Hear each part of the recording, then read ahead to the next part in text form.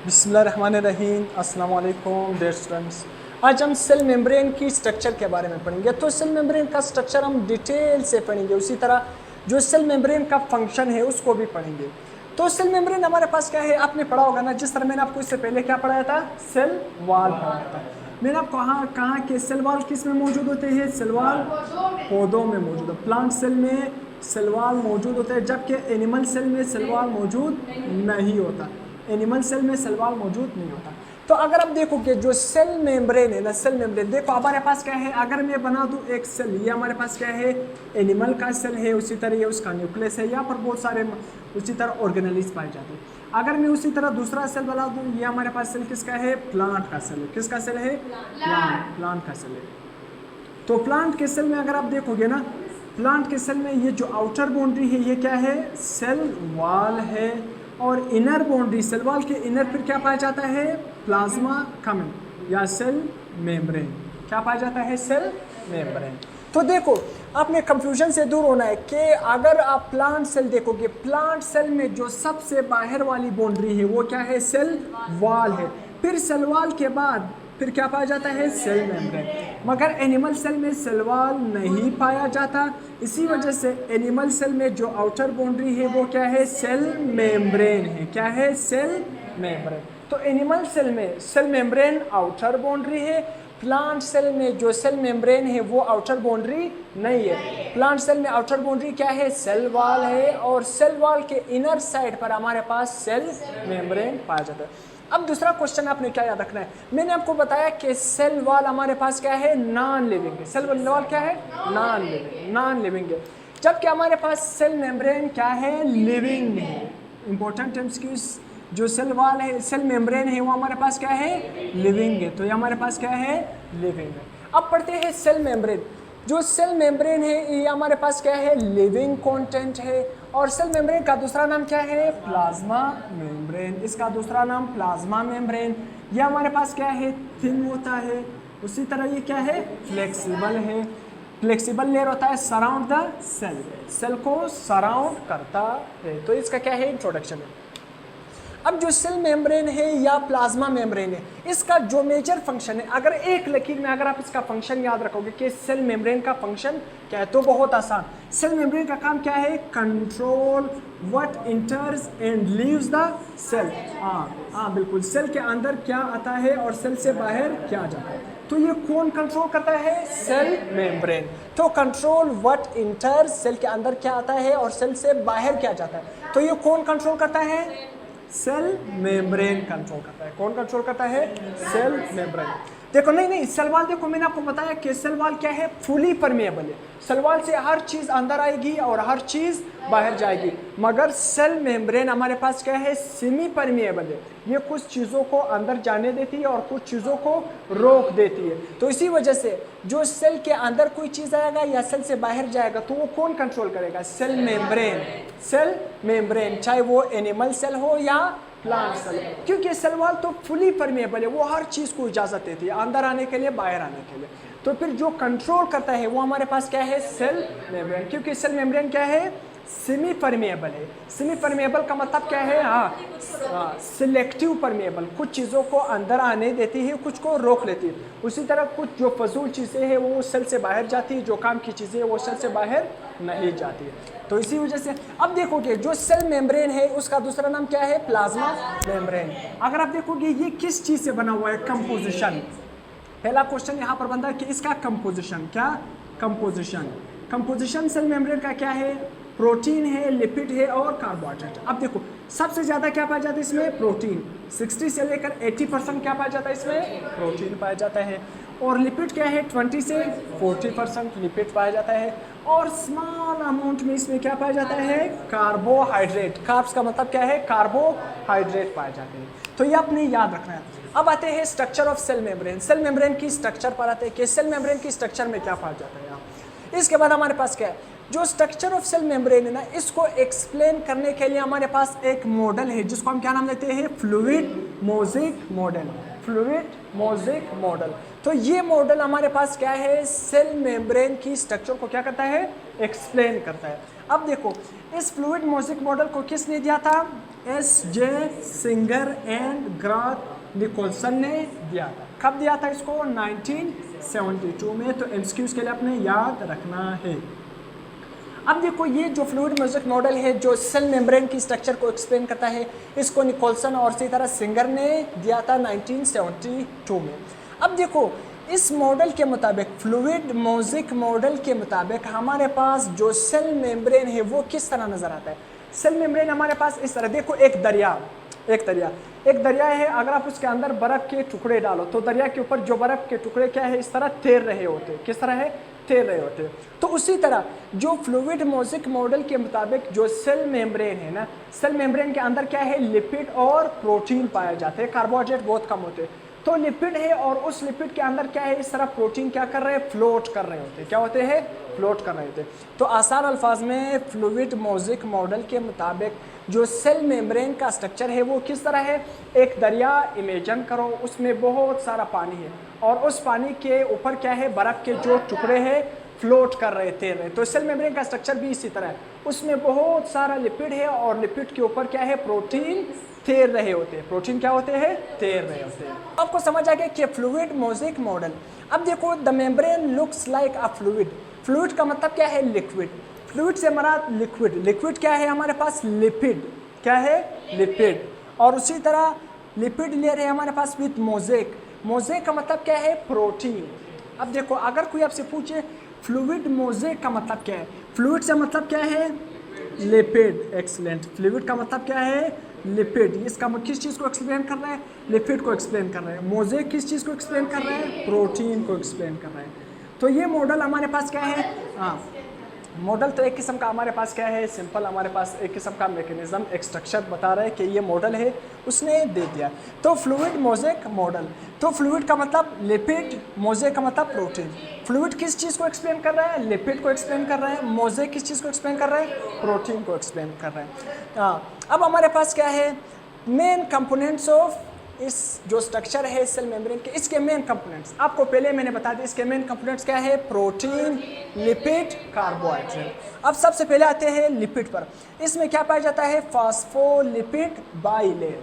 Phospholipid bilayer. अब देखो इस स्ट्रक्चर को देखो, मैं सबसे पहले स्ट्रक्चर समझाऊंगा। ये जो स्ट्रक्चर है देखो, एक लिपिड का जो लेयर, इस तरह बहुत सारे लेयर पाए जाते हैं। देखो हमारे पास क्या है, एक लेयर ऊपर है लिपिड बाइलेयर का, एक लेयर लिपिड का लेयर एक नीचे है और एक ऊपर।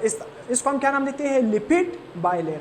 मतलब किस तरह, अगर सेल मेम्ब्रेन का आप देखोगे नीचे से भी एक लेयर है, ऊपर से भी एक लेयर है ना, तो एक लेयर ऊपर से है और एक लेयर नीचे से, तो इसको हम क्या नाम देंगे? Phospholipid bilayer. क्यों? एक लेयर ऊपर एक लेयर नीचे, ऊपर भी फास्फोलिपिड का लेयर है, नीचे भी फास्फोलिपिड का लेयर है। तो स्ट्रक्चर किस तरह बना? फास्फोलिपिड बाइलेयर, मतलब एक ऊपर वाला लेयर एक नीचे वाला लेयर। तो फास्फोलिपिड बाइलेयर। देखो जिस तरह ऊपर की तरह लेयर है, नीचे लेयर है, तो इसको हम क्या नाम देंगे? फास्फोलिपिड। ऊपर भी फास्फोलिपिड, नीचे भी फास्फोलिपिड, तो फास्फोलिपिड बाइलेयर। एक ऊपर है, ऊपर भी फास्फोलिपिड का लेयर है, नीचे भी फास्फोलिपिड का लेयर है। तो समझ आ गया, जो स्ट्रक्चर है ये फास्फोलिपिड बाइलेयर का है। इस स्ट्रक्चर में क्या पाया जाता है? अब देखो कि ये सेल मेम्ब्रेन का आउटर साइड है और ये सेल मेम्ब्रेन का इनर साइड है। ये कौन सा साइड है? Inner side. क्या है? Inner side. और ये सेल मेम्ब्रेन का कौन सा साइड है? Outer side. अब देखो मैं क्यों बता रहा हूँ कि ये आउटर साइड है और ये इनर साइड, इससे क्वेश्चन बनते हैं, एमसीक्यूज बनते हैं। देखो अगर आपको ये स्ट्रक्चर समझ आ गया, आपका हर एमसीक्यूज आपका क्लियर हो जाएगा। देखो जो आउटर साइड है ना, आउटर साइड में ये जो रेड मैंने बनाया, देखो ये रेड से, उसी तरह ये हमारे पास ये जो रेड से मैंने बनाए हुए, ये हमारे पास क्या है? ये जो मैंने बनाया इस तरह गोल, ये हमारे पास क्या है? Peripheral protein. पेरिफेरल प्रोटीन देखो सेल मेम्ब्रेन के जो सरफेस पर पाए जाते हैं वो हमारे पास क्या है? ये हमारे पास कौन से प्रोटीन है? Peripheral protein. अब देखो उसी तरह ये जो हमारे पास क्या है? ये तो हमारे पास है प्रोटीन। ये जो ब्लू से बनाया ये भी हमारे पास क्या है? प्रोटीन। ये भी हमारे पास क्या है? प्रोटीन। तो ये भी क्या बना? Peripheral protein.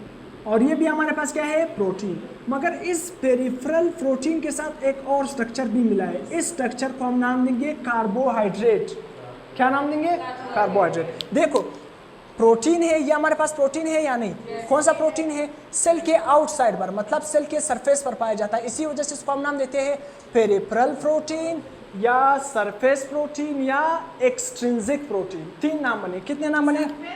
हाँ, सरफेस प्रोटीन, हाँ सरफेस प्रोटीन, दूसरा क्या है पेरिफेरल प्रोटीन, हाँ तीसरा हमारे पास क्या है, यहाँ पर मैं लिख रहा हूँ तीसरा एक्सट्रिंसिक। क्या है? एक्सट्रिंसिक। ये क्या है, बुक में लिखा हुआ है एक्सट्रिंसिक प्रोटीन। तो सेल के जो सेल मेम्ब्रेन के आउटर साइड पर प्रोटीन पाए जाते हैं उसको हम क्या नाम देंगे, पेरिफेरल या सरफेस प्रोटीन या एक्सट्रिंसिक प्रोटीन। तीनों नाम क्या है, सेम। देखो ये हमारे पास प्रोटीन है, ये भी हमारे पास पेरिफेरल प्रोटीन है, ये भी पेरिफेरल प्रोटीन है, मगर देखो मगर पेरिफेरल प्रोटीन, देखो पेरिफेरल प्रोटीन के साथ कार्बोहाइड्रेट अटैच है। क्या अटैच है? कार्बोहाइड्रेट। ये जो रेड से मैंने बनाया ये क्या है, कार्बोहाइड्रेट। कार्बोहाइड्रेट के साथ जो कार्बोहाइड्रेट है वो किसके साथ अटैच है, प्रोटीन के साथ, प्रोटीन या पेरिफेरल प्रोटीन के साथ अटैच है। तो इसको हम क्या नाम देंगे, जीपी, ग्लाइकोप्रोटीन। ग्लाइकोप्रोटीन। क्यों ग्लाइकोप्रोटीन? क्योंकि प्रोटीन के साथ क्या मिक्स हो गया, क्या अटैच हो गया, कार्बोहाइड्रेट। तो इसको हम क्या नाम देंगे, ग्लाइकोप्रोटीन। ग्लाइकोप्रोटीन। एक मिनट, अब यहाँ पर देखो ये जो मैंने गोल गोल से बनाया ये हमारे पास क्या है, फास्फोलिपिड। ये क्या है, फास्फोलिपिड। ये क्या है, फास्फोलिपिड। फास्फोलिपिड के साथ भी ये क्या अटैच है, देखो रेड से बना है कार्बोहाइड्रेट। तो लिपिड के साथ भी क्या अटैच है, कार्बोहाइड्रेट। तो इसको हम क्या नाम देंगे, ग्लाइकोलिपिड, जीएल, ग्लाइकोलिपिड। अगर कार्बोहाइड्रेट के साथ लिपिड अटैच हो जाए तो उसको हम क्या नाम देंगे, ग्लाइकोलिपिड। अगर प्रोटीन के साथ कार्बोहाइड्रेट अटैच हो जाए तो उसको हम क्या नाम, ग्लाइकोप्रोटीन। अब देखो एमसीक्यूज किस तरह आता है, एमसीक्यूज आते हैं आपसे क्वेश्चन आता है कि जो ग्लाइकोप्रोटीन है या ग्लाइकोलिपिड है ये सेल मेम्ब्रेन के आउटर सरफेस पर पाया जाता है या इनर सरफेस पर पाया जाता है। देखो ये सेल का कौन सा सरफेस है, आउटर सरफेस है। ये कौन सा है, इनर। तो सेल मेम्ब्रेन का आउटर सरफेस पर हमारे पास ग्लाइकोप्रोटीन और ग्लाइकोलिपिड पाए जाते हैं। इनर साइड पर अगर आप सेल मेम्ब्रेन का इनर साइड देखोगे तो यहाँ पर हमारे पास ग्लाइकोप्रोटीन ग्लाइकोलिपिड नहीं पाए जाते। समझ आ गए या नहीं?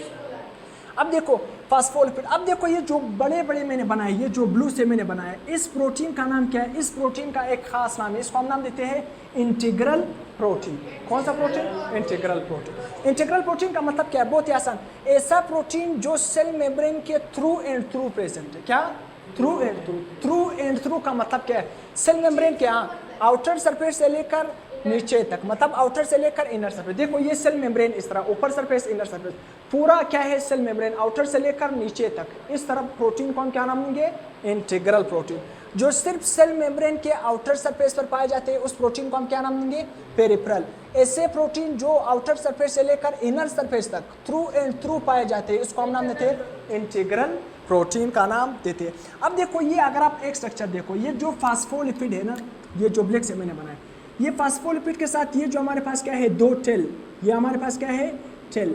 ये क्या है हमारे पास, टेल, जिसको हम नाम देंगे फैटी एसिड। क्या नाम देंगे, फैटी एसिड। अभी मैं आपको एक्सप्लेन करता हूँ यहाँ पर थोड़ा सा।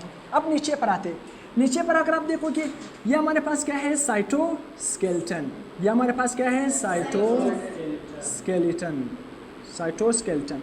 तो समझ आ गया, इनर साइड पर क्या पाया जाता है, साइटोस्केलेटन। इंटीग्रल प्रोटीन भी इनर साइड पर भी आ रहा है, आउटर साइड पर भी आ रहा है।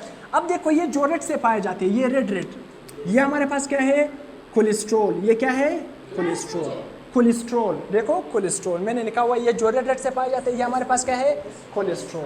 क्या है, कोलेस्ट्रॉल।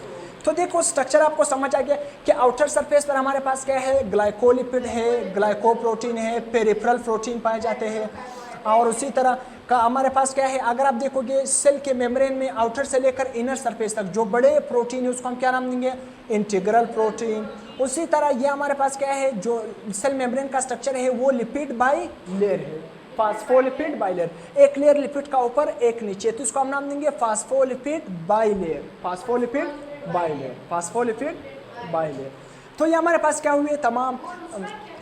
अब देखो जो इनर साइड पर अगर कोई भी प्रोटीन यहाँ पर देखो जो इनर साइड पर पाए जाते हैं, जो प्रोटीन इन साइड मतलब जो इनर साइड पर पाए जाते हैं, इस तरह प्रोटीन अगर इनर साइड पर पाए जाएंगे तो उस प्रोटीन को हम क्या नाम देंगे, इनर प्रोटीन या इंट्रिंसिक प्रोटीन। कौन सा, इंट्रिंसिक। अगर कोई भी प्रोटीन इनर साइड पर पाए जाते थे तो उस प्रोटीन को हम क्या नाम देंगे, इंट्रिंसिक। क्या है, इंट्रिंसिक प्रोटीन। देखो INRI, आयन का मतलब क्या है, इनर साइड, EXR है मतलब आउटर साइड, जो आउटर साइड पर पाए जाते हैं जिस तरह पेरिफेरल, इसको हम एक्सट्रिंसिक का नाम देंगे। जो इनर साइड पर प्रोटीन पाए जाएंगे उसको हम क्या नाम देंगे, इंट्रिंसिक प्रोटीन। तो ये सेल मेम्ब्रेन का स्ट्रक्चर है। तो स्ट्रक्चर समझ आ गया, देखो लिपिड बाइलेयर भी समझ आ गया।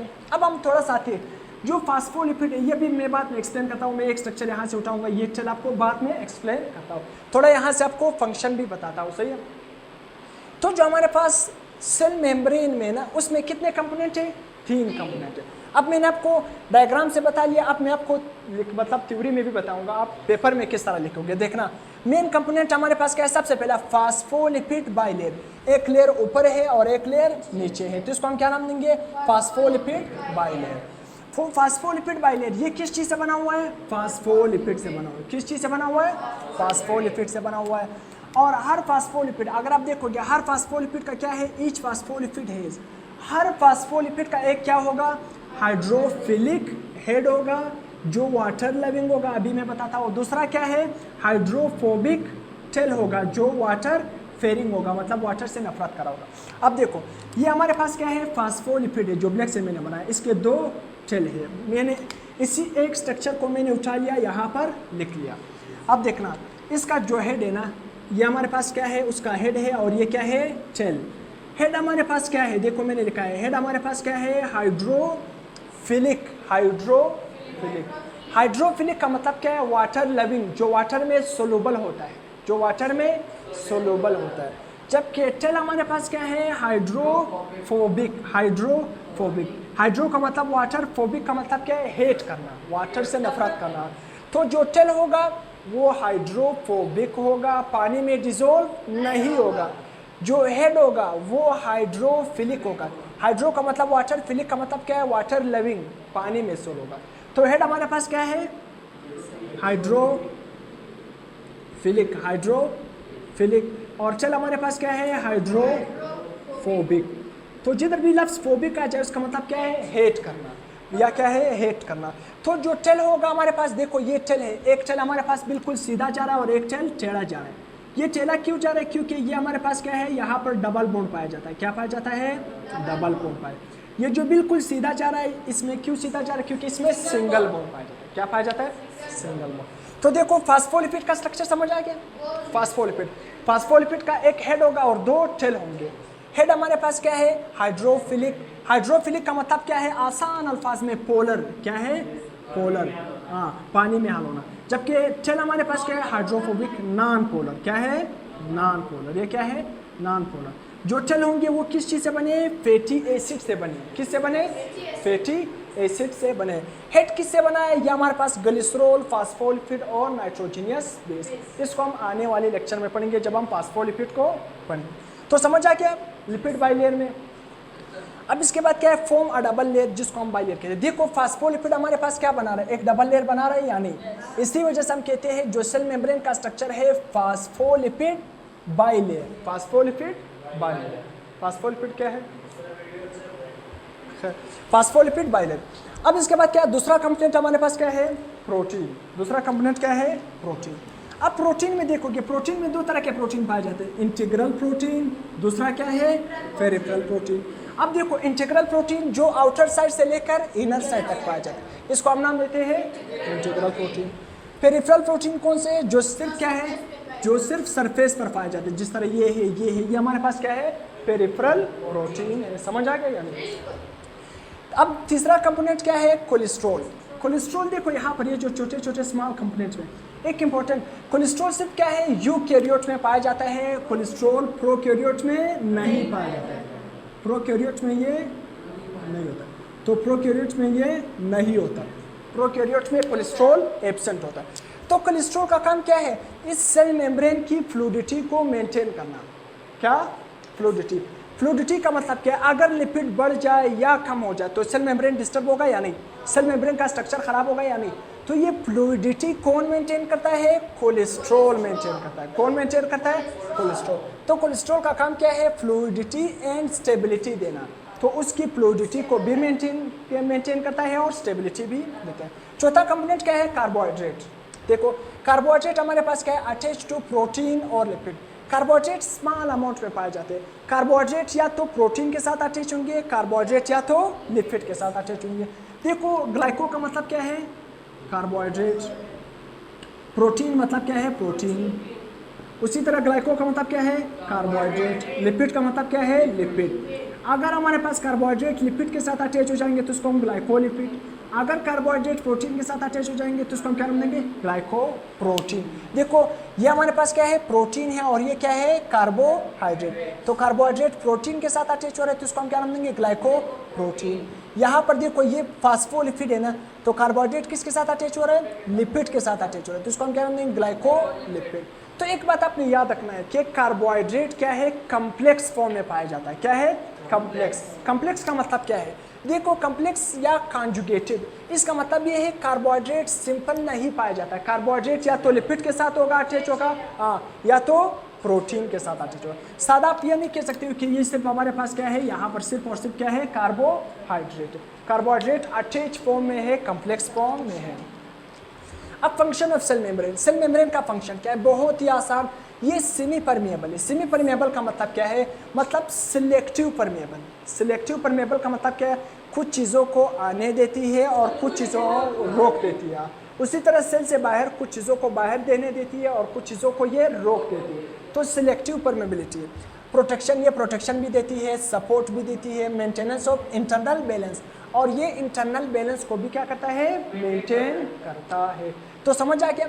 अगर कोई आपसे पूछे सेल मेम्ब्रेन में, अगर आप देखोगे सेल मेम्ब्रेन में कौन सा लिपिड ज़्यादा पाया जाता है, तो फास्फोलिपिड सबसे ज़्यादा पाया जाता है। देखो फास्फोलिपिड की कंसंट्रेशन सबसे ज़्यादा है, तो फास्फोलिपिड सबसे ज़्यादा पाया जाता है। पेरिफेरल प्रोटीन है, इंटीग्रल प्रोटीन है, तो ये दो किस्म के प्रोटीन हमारे पास पाए जाते हैं। तो यहाँ तक हमारे पास क्या है, सेल मेम्ब्रेन का स्ट्रक्चर कंप्लीट हो गया। नेक्स्ट लेक्चर में हम क्या करेंगे, integral, peripheral protein, glycolipid, glycoprotein, इन सब के क्या पढ़ेंगे, फंक्शंस पढ़ेंगे।